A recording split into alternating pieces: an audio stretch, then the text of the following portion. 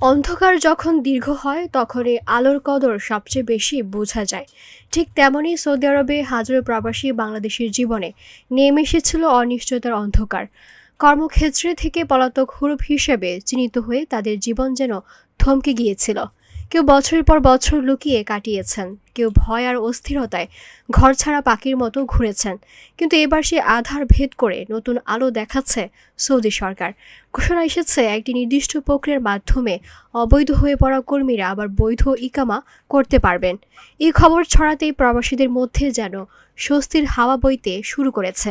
যাদের এতদিন প্রতিদিন ছিল আতঙ্কের, তাদের কাছে এই সুযোগ যেন দীর্ঘদিনী তৃষ্ণার পর ঠান্ডা পানির মতো। কর্তৃপক্ষ জানিয়েছে, যারা হুরুবের তালিকায় আছেন তারা চাইলে নতুন কোনো প্রতিষ্ঠান বা কাফিলের অধীনে যোগ দিতে পারবেন। প্রক্রিয়াটি সম্পন্ন হবে সৌদি মানব সম্পদ মন্ত্রণালয়ের কোয়ার প্ল্যাটফর্ম এর মাধ্যমে। সব ধাপ শেষ হলে কাফালা পরিবর্তনের মাধ্যমে হাতে ধরা দেবে আইনি বৈধতা। এখন সৌদিতে আছেন প্রায় ৩২ লাখ বাংলাদেশি। তাদের মধ্যে অনেকে নানা কারণে অবৈধ হয়ে পড়েছিলেন।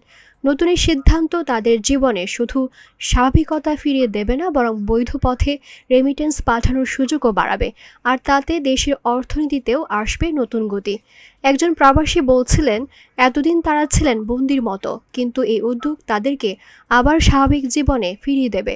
অন্যরা বলছেন, অবশেষে তারা সম্মান নিয়ে মাথা উঁচু করে কাজ করতে পারবেন। তবে নিয়মে রয়েছে কিছু শর্ত। যারা সৌদিতে আসার প্রথম বছরের মধ্যে হুরুপ প্রাপ্ত হয়েছেন তারা এই সুবিধার বাইরে থাকবেন। আর ট্রান্সফারের ফি কত হবে তা জানা যাবে আবেদন প্রক্রিয়া শুরু করার পরেই। কল্পনা করা যায়, দীর্ঘদিন অবৈধ জীবন কাটানো একজন প্রবাসী যখন নতুন কাজে যোগ দেবেন, নতুন ইকামা হাতে পাবেন, তখন তার বুকের ভেতর কি স্বস্তির জমে উঠবে। পরিবারের সুখের হাসি ফিরবে, সন্তানরা আবার বাবার গর্বে বুক ভরে উঠবে। এজন্য অন্ধকার থেকে আলোয় ফেরার এক যাত্রা। হুরুবের দুঃস্বপ্ন পেছনে ফেলে তাদের জন্য শুরু হচ্ছে নতুন অধ্যায়।